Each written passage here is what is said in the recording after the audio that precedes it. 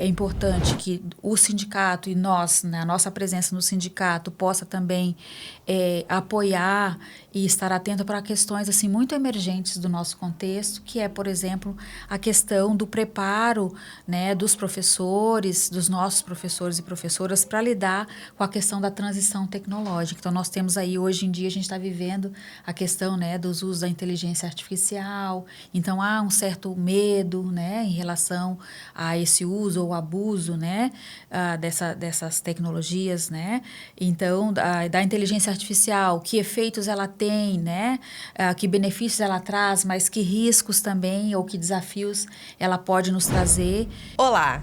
Neste episódio, o videocast da Durg Sindical faz uma homenagem ao mês das professoras e dos professores. E para falar mais sobre este tema, também abordar a luta sindical das professoras, dos professores e também a contribuição dos docentes da nossa base para uma educação pública e de qualidade, nós vamos conversar com a vice-presidenta da Durg Sindical, a professora Cleidilene Ramos Magalhães, que é professora da Universidade Federal de Ciências da Saúde de Porto Alegre, a UFSPA, e ela também atua no Departamento de Educação e Humanidades. Olá, professora, bem-vinda ao nosso programa. Obrigada, eu que agradeço o convite. Que bom. Então, hoje também, antes de começarmos este programa, eu vou fazer a minha autodescrição. O meu nome é Simone Medeiros Ramos, eu sou uma mulher negra, sou jornalista, tenho os olhos castanhos, os cabelos castanhos, com tingidos de tons mais claros. Estou vestindo uma blusa na cor mostarda, uma calça cinza e uma bota marrom. E bem feliz de hoje conversar aqui com a nossa vice-presidenta. Obrigada. Então, vou fazer também a minha audiodescrição. Então, eu sou uma mulher branca, cabelos castanhos médios, né, crespos. Estou vestindo um vestido estampado, ele é meio floral, assim, uma estampa de azul, branco e verde, e calço um sapato bege. Obrigada, professora. E agora falando sobre o trabalho docente, na sua avaliação, como está, qual é a realidade hoje dentro das universidades públicas? Bom, nós como professores e professoras de universidades públicas, eu diria assim que nós temos assim muitas demandas, né? Nós atuamos no ensino, na pesquisa, na extensão e na gestão, vários de nós. Eu no momento não estou na gestão na universidade, então estou aqui na gestão, né? No sindicato, na direção do sindicato, mas diria assim que o nosso contexto de trabalho nas universidades, ele é, digamos assim, cercado por uma demanda grande, assim, de trabalho, né? Uma carga horária de trabalho, assim, excessiva, né? Decorrente, principalmente, né? De uma diminuição dos concursos públicos nos últimos anos, né? Dos cortes das universidades. Então, todas essas questões, né?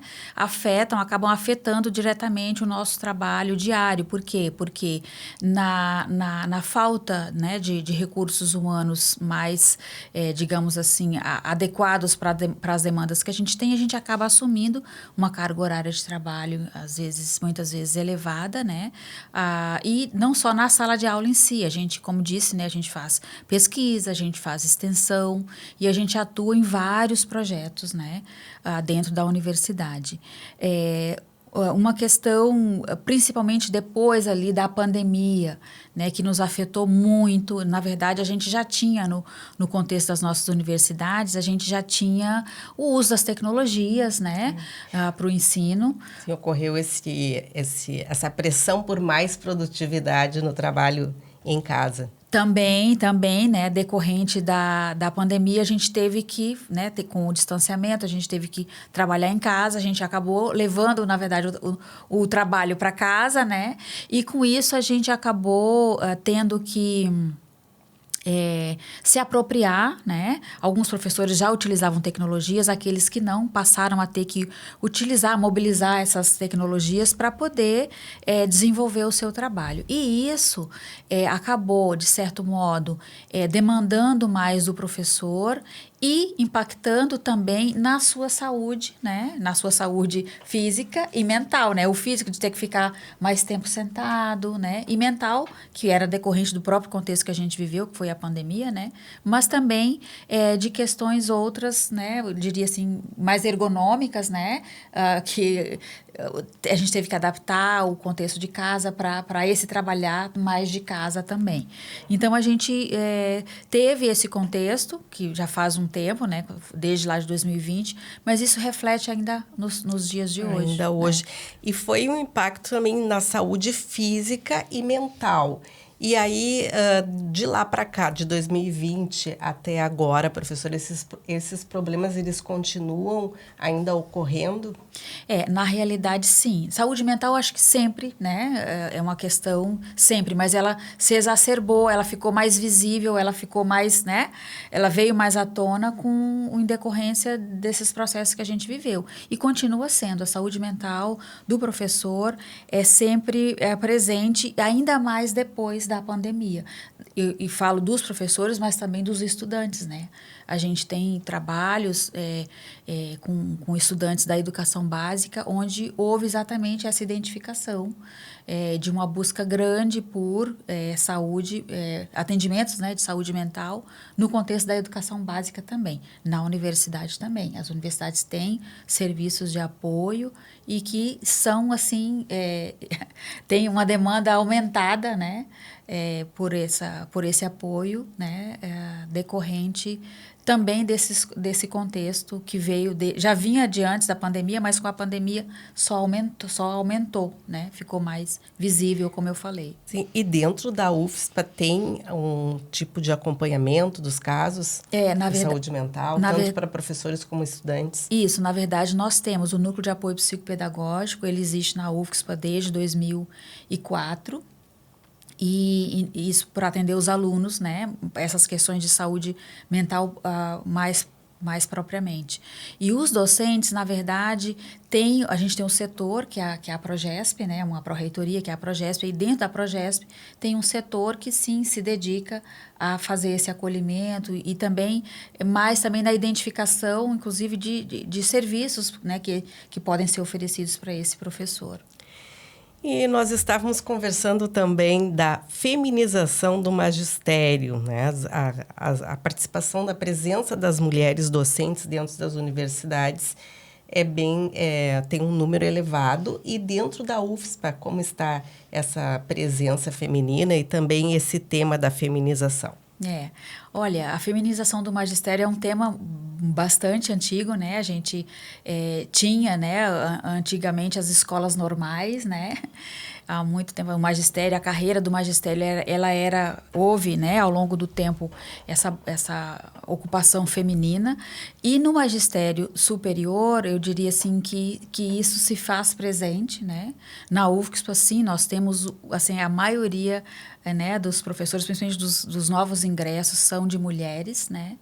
Então, essa questão é uma questão assim que merece a atenção, né, das universidades, merece também a atenção dos estudiosos no tema, né? Merece também a atenção do nosso sindicato, não é? Porque eu acho que a questão, né, da desvalorização, digamos, da mulher, né, em relação à própria questão de salário que ocorre na sociedade em geral, né, a própria questão de mulheres ocupando cargos de gestão, que é um número muito menor. A gente vê, embora a gente tenha reitoras, né, da UFSPA, da URGS, que são mulheres, e outras universidades brasileiras também, mas a gente sabe que a mulher ocupar um cargo de gestão não é algo tão simples e tão natural, né? A mulher acaba sendo, assim, muito mais exigida, né? E na verdade, a gente precisa olhar para essa questão com cuidado e com atenção, né? E falando do sindicato, enquanto vice-presidenta, qual é o papel do sindicato na valorização docente, especialmente das mulheres? Bom, eu diria assim que no nosso sindicato, né, essa é uma questão que ela tem sido valorizada, inclusive na própria constituição da diretoria, né, ela é bem meio a meio ou quase meio a meio, então a gente tem a presença feminina bem marcada, então isso é importante e é uma causa, digamos, né, que o sindicato já vem batalhando há um tempo e a gente tem feito o esforço de também se fazer presente, né, nesse lugar, né, de luta e por melhores condições de trabalho e de vida e de saúde, enfim, para os professores e professoras. Então, professora Cleide, como vice-presidenta, existe uma série de perspectivas e desafios para esta gestão que vai até 2028 e nós gostaríamos de saber a sua opinião, como está sentindo agora esse contato, essa experiência como vice-presidenta e o que espera da gestão, quais são as perspectivas. Sim. Bom, né, como eu falei anteriormente, eu acho que a gente vir para esse lugar, né, do sindicato, esse espaço sindicato, é também numa expectativa da gente poder continuar, né, lutando por melhores condições de trabalho, de saúde e bem-estar dos professores e professoras, pela questão da melhoria salarial, embora a gente saiba, né, que essa questão ela é mais ampla e as negociações elas têm que estar sempre presentes, então acho que é importante a gente se fazer, né, presente e atento a essas questões, né? Também penso que é importante que o sindicato e nós, né, a nossa presença no sindicato possa também apoiar e estar atento para questões assim muito emergentes do nosso contexto, que é, por exemplo, a questão do preparo, né, dos professores, dos nossos professores e professoras para lidar com a questão da transição tecnológica. Então, nós temos aí, hoje em dia, a gente está vivendo a questão, né, dos usos da inteligência artificial, então há um certo medo, né, em relação a esse uso ou abuso, né, dessas tecnologias, né, então, da inteligência artificial, que efeitos ela tem, né, que benefícios ela traz, mas que riscos também ou que desafios ela pode nos trazer enquanto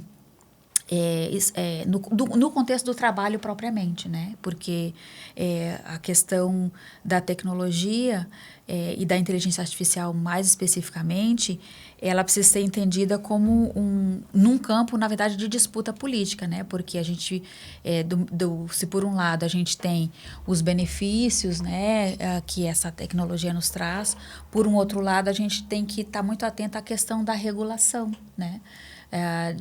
Desses usos nas nossas instituições. Então, nas nossas instituições já está havendo um movimento, né, para a gente, como instituição, responder bem por isso, né, e nós como professores e professoras que somos também com os nossos alunos, em termos assim, do uso ético, né, do uso com critério, né, do uso crítico dessas ferramentas, porque são ferramentas, né, que a gente dispõe, mas que a gente tem que ter uma certa atenção, tem que ter um certo cuidado, porque a gente, como eu disse, né, é um campo de disputa, e disputa muitas vezes, e algumas pessoas olham para essa questão como uma disputa, inclusive, por espaço de trabalho, por campo de trabalho, né? Embora eu particularmente acredito que não vá substituir, né, o ser humano, a nossa cabeça pensante, né? Mas a gente pode fazer um bom uso, né, dela como ferramenta mesmo de apoio para esse nosso trabalho. Então, do ponto de vista assim do sindicato, eu penso que o sindicato pode, e é uma discussão assim que em eventos que a gente tem participado já tem trazido, né, para a gente, dentro dos nossos espaços do sindicato, dos nossos espaços das universidades, a gente poder participar dessas discussões. E no caso do sindicato especificamente, a expectativa, né, da gestão, que a gente possa contribuir para essa discussão, né, inclusive do ponto de vista da regulação, né, porque envolve muitas vezes uma governança que ela é internacional, às vezes é uma regulação regional, inclusive a regulação também local, né? Nós como instituição, cada instituição, como é que vai lidar com isso, né? Mas o ponto de vista maior, né? Regional, né?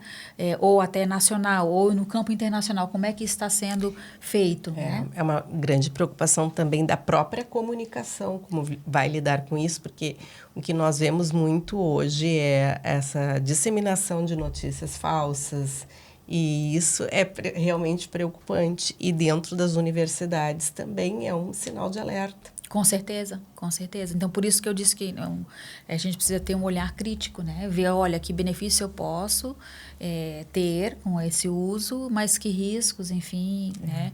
Também, eu acho que... A regulação é fundamental. Com certeza. E penso que as universidades, elas já estão se movimentando, né?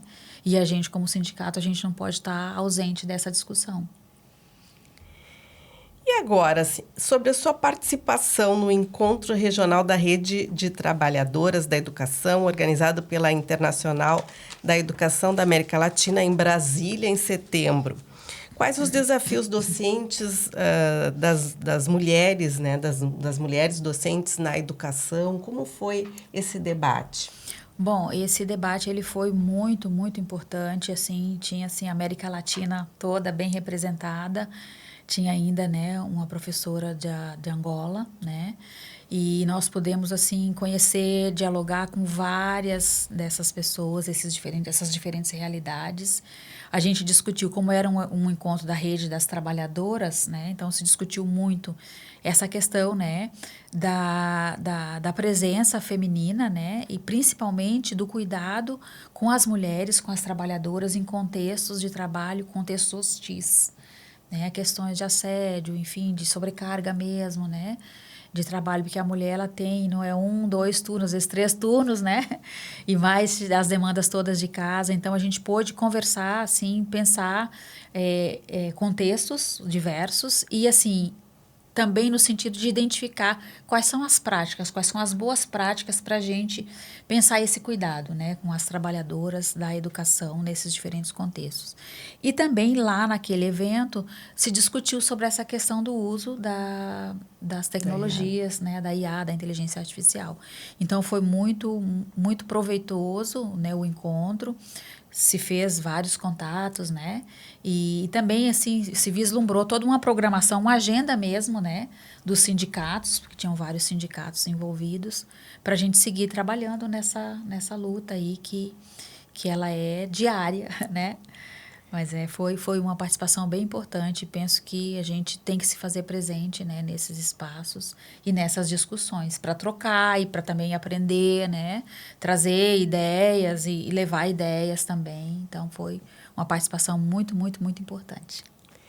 Certo. Então, vou pedir para a vice-presidenta da Durg Sindical, a professora Cleide, que deixe uma mensagem para os professores e professoras neste mês aí que nós celebramos esta data, que não existe pessoa nenhuma no mundo que não tenha aprendido com um professor ou uma professora. Então, gostaria que você falasse. Sim. Bom, então, nesse mês, né, do professor, da professora, penso que é importante, assim, dizer que reconhecer, né, que o nosso papel, ele é fundamental, né, na educação, na construção da ciência, né, e da vida, inclusive, né, de sustentação da vida, enfim, da construção de conhecimentos aí que a gente tem e que a gente precisa seguir, né, construindo. Então, que nós sigamos firmes, né, nesse propósito de sermos, assim, esses âncoras, né, desse processo de construção de um mundo melhor, de formas de se modificar a realidade e a gente usar sempre, né, do processo, assim, de conscientização mesmo e de senso crítico para olhar para a nossa realidade, para as nossas realidades e poder, assim, sempre ter esperança, né? O nosso grande patrono da educação, o Paulo Freire, ele usava uma expressão que é o esperançar, né? Que a gente sempre tem que esperançar. Então, que nós, professores e professoras, possamos continuar, né, esperançando, né? que é justamente a gente ter essa consciência sobre a realidade, né, e de que buscar formas de agir para que a gente possa ir modificando aos poucos, que a gente também não muda de uma hora para outra, modificando aos poucos essa nossa realidade por um mundo mais justo, um mundo mais igual para todos e todas. Com certeza, professora, parabéns pelo mês do professor, da professora. Obrigada. A Durgs Sindical agradece a participação mais uma vez da professora Cleide, que também é a nossa vice-presidenta aqui do sindicato. E para você assistir o videocast é muito fácil, acesse o nosso canal de YouTube, se inscreva, deixe o seu joinha. Se preferir, ouça o podcast em nosso canal de Spotify, acompanhe o nosso site www.adurgs.org.br e também acompanhe os nossos canais das redes sociais. Até a próxima edição. Professor, quem luta contigo quando você precisa? A Durgs Sindical, à frente das principais lutas e conquistas dos professores federais. Felice.